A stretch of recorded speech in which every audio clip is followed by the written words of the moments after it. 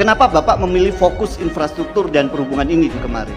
Jadi kenapa infrastruktur? Karena ini menjadi sebuah fondasi bagi negara kita untuk berkompetisi dengan negara-negara lain. Akan hancur Indonesia ini kalau dipimpin oleh Jokowi gitu ya.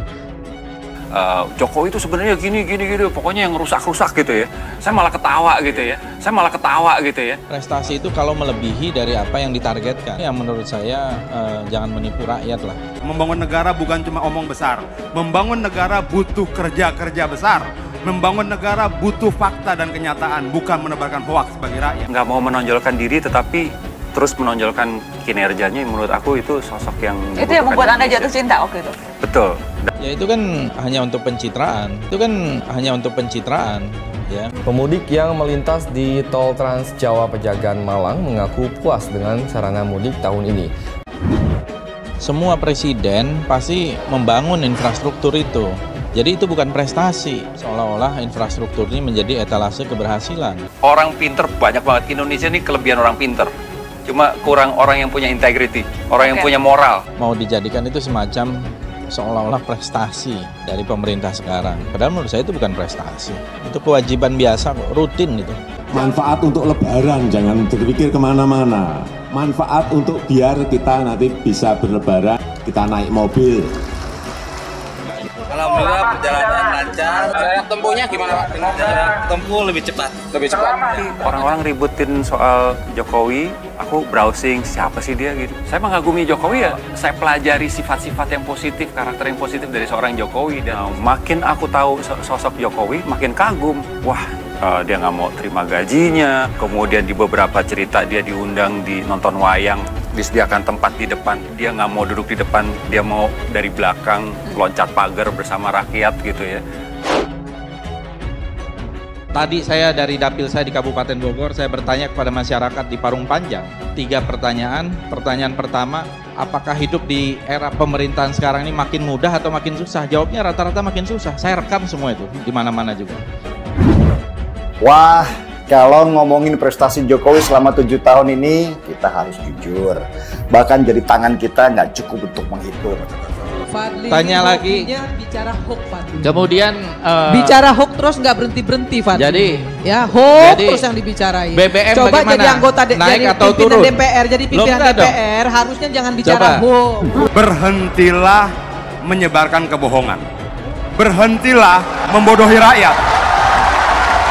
Ya, gini lihat. Harus menjadi contoh harga BBM bagi masyarakat. Harga BBM naik atau turun? Rakyat Indonesia loh. Ya. Kemudian cuma menggerutu terus tanpa memberikan solusi, itu bukan oposisi yang membangun, itu oposisi yang tidak membangun apa-apa selain kebencian di rakyatnya sendiri. Di Jawa kalau naik 500 perak saja demonya 4 bulan. Di sini naik 1000 perak saja demonya sampai 6 bulan. Saudara-saudara kita yang di Wamena, yang di Pegunungan Tengah, harga 60.000 diem bertahun-tahun. Yang ditonton rakyat Indonesia, coba, jangan bicara hoax.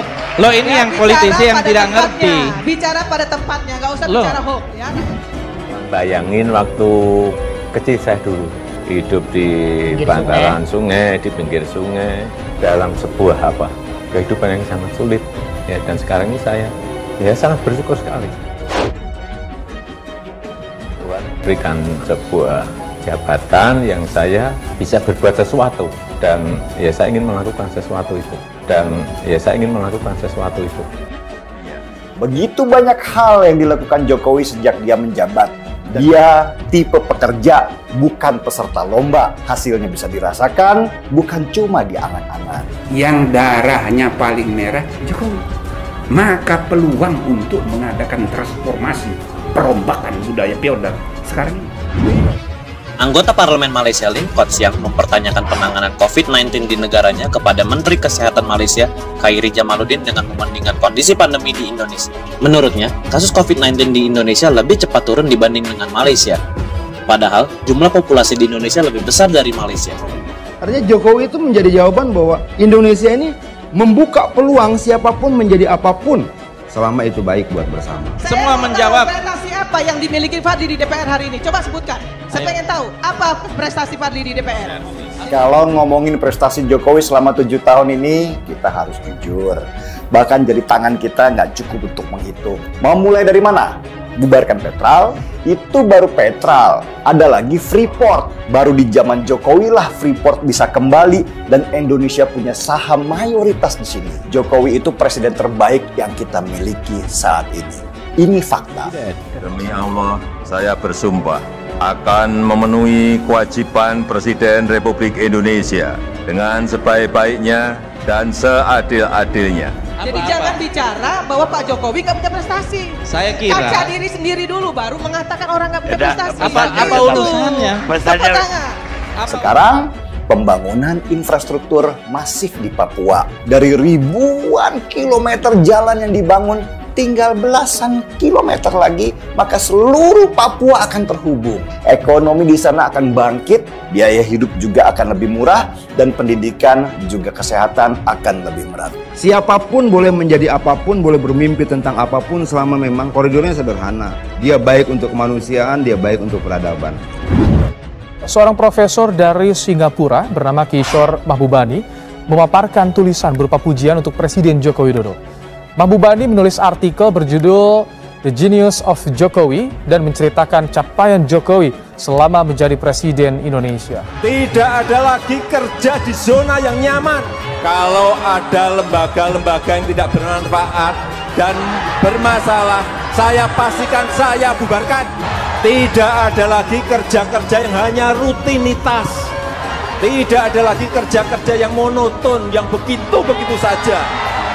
Kita harus membangun nilai-nilai baru dalam bekerja yang menuntut kita harus cepat beradaptasi dengan perkembangan zaman. Kalau kita baca, Mahbubani memuji habis Jokowi, terutama dari sisi developmentalism. Nah, ini yang kira-kira menjelaskan mengapa Mahbubani menyebut Jokowi sebagai sosok yang jenius. Saudara, Indonesia akan jadi tuan rumah sekaligus presidensi konferensi tingkat tinggi KTT G20 tahun 2022. G20 tahun depan akan mengangkat tema Recover Together, Recover Stronger. Sekali lagi, bangsa kita ini bangsa besar. Indonesia adalah bangsa besar, negara besar. Kalau saya dengan cara apapun akan saya bangun lebih baik dari negara-negara tetangga. Memangnya kalau bukan Jokowi yang memikirkan itu, siapa lagi coba? Belum kita hitung bendungan-bendungan raksasa untuk pengairan supaya kita punya ketahanan pangan. Alhamdulillah untuk kali ini pemerintah sudah membangun bendungan Randu Gunting dengan harapan pembangunan bendungan Randu Gunting ini bisa bermanfaat untuk seluruh warga masyarakat di sekitar wilayah Kabupaten Blora, Rembang, dan Pati. Belum lagi jalan-jalan tol supaya aktivitas menjadi lancar. Tambah kereta cepat supaya Indonesia makin dikenal di dunia internasional. Rakyat juga yang tanahnya dipakai oleh pemerintah sekarang kaya raya karena diganti dengan nilai berlipat-lipat dari harga pasaran.